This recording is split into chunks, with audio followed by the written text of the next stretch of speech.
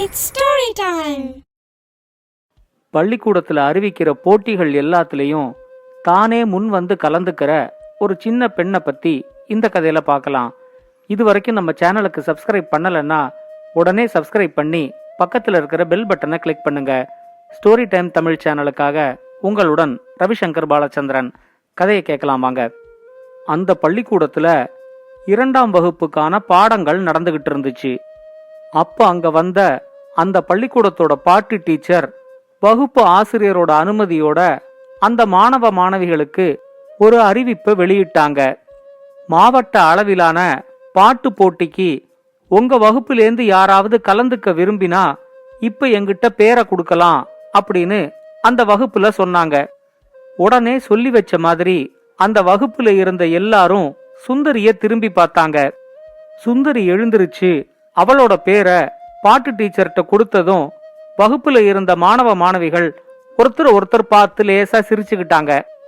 பாட்டு போட்டின்னு மட்டும் இல்லாம ரைம்ஸ் சொல்றது, ஸ்டோரி டெல்லிங், பெயிண்டிங், பேச்சு போட்டி, கட்டுரை போட்டி, இத மாதிரி எந்த போட்டிகள் வந்தாலும் முதல் ஆளா சுந்தரி பேரை கொடுத்துடுவா. அந்த வகுப்புல சுந்தரிய தவிர வேற யாருமே எந்த போட்டியிலையும் கலந்துக்க மாட்டாங்க. அதே வகுப்புல தான் இலக்கியாவும் படிச்சுக்கிட்டு இருந்தா. மத்த மாணவிகள் எல்லாரும் சுந்தரிய கிண்டல் பண்றாங்க அப்படிங்கறது இலக்கியாவுக்கு நல்லாவே தெரிஞ்சிருந்தது. அன்னிக்கு சாயங்காலம் பள்ளிக்கூடத்திலிருந்து வீட்டுக்கு வந்ததும் அன்னிக்கான வீட்டு பாடங்கள் எல்லாத்தையும் இலக்கியா எழுதி முடிச்சா. இலக்கியாவோட வீடு இருந்த குடியிருப்பு பகுதிக்கு நடுவுல ஒரு சின்ன பூங்கா இருந்துச்சு. ஒவ்வொரு நாளும் இலக்கியாவோட பாட்டி நடைப்பயிற்சிக்காக அந்த பூங்காவுக்கு போவாங்க. வீட்டு பாடம் எல்லாம் எழுதி முடிச்சாச்சுன்னா சில நாளைக்கு இலக்கியாவும் அவங்க பாட்டி கூட அந்த பூங்காவுக்கு போவா. அன்னிக்கு வீட்டு பாடங்கள் எல்லாத்தையும் எழுதி முடிச்சிட்டதால இலக்கியாவும் பாட்டி கூட பூங்காவுக்கு வந்திருந்தா. கொஞ்ச நேரம் பூங்காவுல நடந்ததுக்கு அப்புறம் 2 பேரும் அங்க இருந்த ஒரு சேர்ல உக்காந்துகிட்டாங்க. அங்க கொஞ்ச நேரத்துக்கு பாட்டி கூட இலக்கியா சந்தோஷமா பேசிக்கிட்டு இருந்தா. அவளோட வகுப்புல அப்பப்ப நடக்கிற சம்பவங்கள் எல்லாம் பாட்டி கிட்ட பகிர்ந்துக்குவா. அவளோட பாட்டிக்கும் அதையெல்லாம் கேக்கறதுல ரொம்ப ஆர்வம் இருக்கும். அன்னிக்கு பாட்டி கிட்ட இலக்கியா சுந்தரிய பத்தி சொன்னா. எங்க வகுப்புல முந்திரி சுந்தரின்னு ஒருத்தி இருக்கா பாட்டி அப்படின்னு இலக்கியா ஆரம்பிச்சதுமே, என்ன முந்திரி சுந்தரியா, இது என்ன பேரே புதுசா இருக்கு அப்படின்னு பாட்டி கேட்டாங்க. ஆமாம் பாட்டி, எந்த போட்டியா இருந்தாலும் இவ ஒருத்தி தான் முந்திரி கொட்டை மாதிரி எழுந்திருச்சு பேரை கொடுப்பா. அதனால நாங்க எல்லாரும் அவளுக்கு முந்திரி சுந்தரின்னு பேர் வச்சிருக்கோம் அப்படின்னு சொல்லி சிரிச்சா. உடனே பாட்டி, அப்படி ஒருத்தருக்கு பட்டப்பேர் வச்சு கூப்பிடுறது தப்பு இல்லையா, அவங்க மனசு எவ்வளவு கஷ்டப்படும் அப்படின்னு கேட்டாங்க. மத்தவங்க எல்லாரும் சும்மா இருக்கும்போது இவ ஒருத்தி தானே எழுந்திருச்சு பேரை கொடுக்கறா, அதனாலதான் அந்த பட்டப்பேரு அப்படின்னு இலக்கியா சொன்னா. சுந்தரி கலந்துக்கிற போட்டியில எல்லாம் அவ ஜெயிச்சு பரிசு வாங்குறாளா அப்படின்னு பாட்டி கேட்டப்போ, ஏதோ 1-2 போட்டியில ஆறுதல் பரிசு வாங்கியிருக்கா, மத்தபடி அவளுக்கு வேற எந்த பரிசும் கிடைக்கல அப்படின்னு இலக்கியா சொன்னா. உடனே பாட்டி, அந்த சுந்தரி உன்னோட நெருங்கிய தோழியா அப்படின்னு கேட்டதுக்கு, அவ என்னோட தோழியும் இல்ல எதிரியும் இல்ல, என் வகுப்புல என் கூட படிக்கிறா, அவளதான் அப்படின்னு இலக்கியா சொன்னா. பாட்டி உடனே இலக்கியா கிட்ட ஒவ்வொரு போட்டிக்கும் தனி ஆளா பேரை கொடுக்கறது சுந்தரிக்கும் ரொம்ப கஷ்டமா தான் இருக்கும், நாளைக்கோ நாளன்னைக்கோ வேற ஏதாவது போட்டி அறிவிச்சாங்க அப்படின்னா அதுல சுந்தரி பேரை கொடுக்கும்போது நீயும் உன்னோட பேரை கொடு அப்படின்னு சொன்னாங்க.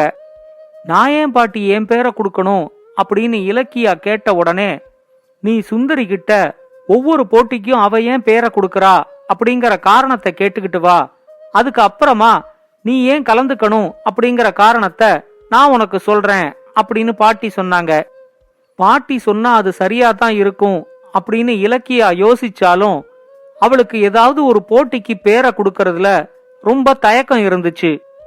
அடுத்த நாள் வகுப்பு நடந்துகிட்டு இருந்தப்போ அவங்களோட அறிவியல் ஆசிரியர் வந்து மாவட்ட அளவிலான கட்டுரை போட்டிக்கு யார் பேரை கொடுக்கறதா இருந்தாலும் கொடுக்கலாம், உலக வெப்பமயமாதல் அப்படிங்கிற தலைப்புல உங்களோட கட்டுரைய நீங்க எழுதணும் அப்படின்னு சொன்ன உடனே எல்லா மாணவ மாணவிகளும் சுந்தரிய திரும்பி பார்த்தாங்க.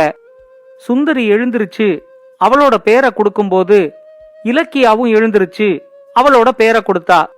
இப்ப எல்லா மாணவிகளும் சுந்தரிய ஆச்சரியமா பாக்கறத விட்டுட்டு இலக்கியாவை ஆச்சரியமா பார்த்தாங்க. உணவு இடைவேளையும் போது சுந்தரி ரொம்ப நட்போட இலக்கியாவை பார்த்து சிரிச்சா. இதுவரைக்கும் எல்லா போட்டியிலையும் நான் தனி ஆளாதான் பேரை கொடுத்துக்கிட்டு இருந்தேன்.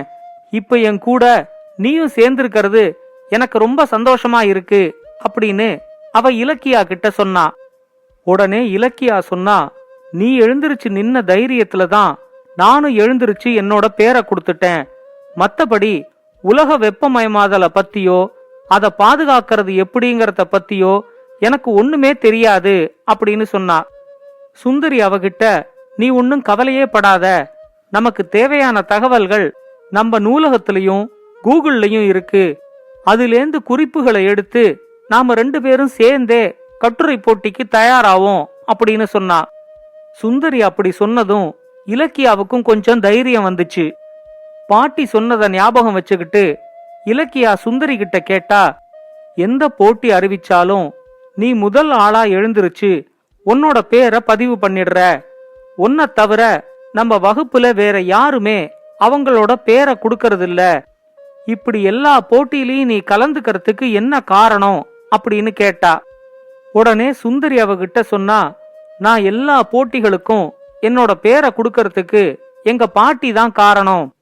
எங்க பாட்டி சொல்லுவாங்க, இப்ப இருக்கிற கல்வி முறையில நல்லா மனப்பாடம் பண்ணி தேர்வு எழுதினா முதல் மதிப்பெண்ண வாங்கிட முடியும். ஆனா அது நமக்குள்ள இருக்கிற ஆளுமை திறனை எந்த விதத்திலையும் வளர்த்து விடாது.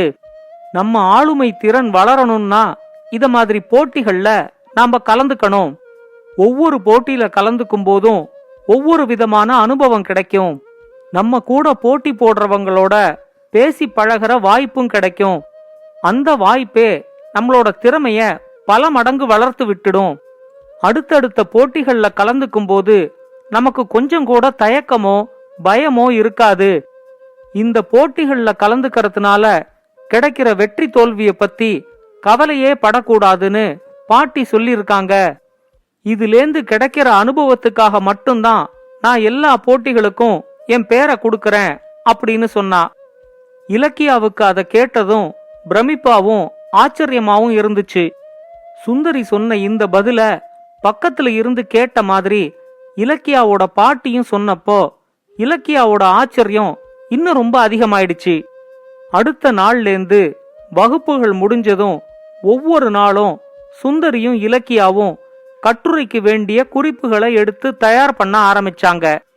அவங்களுக்கு நிறைய குறிப்புகள் கிடைக்க கிடைக்க அவங்களோட தன்னம்பிக்கையும் ரொம்ப அதிகமாச்சு.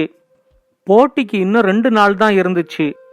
அது மாவட்ட அளவிலான போட்டிங்கிறதுனால மொத்தம் 23 பள்ளிக்கூடத்திலேந்து போட்டியில பங்கெடுக்கிறவங்க வந்திருந்தாங்க.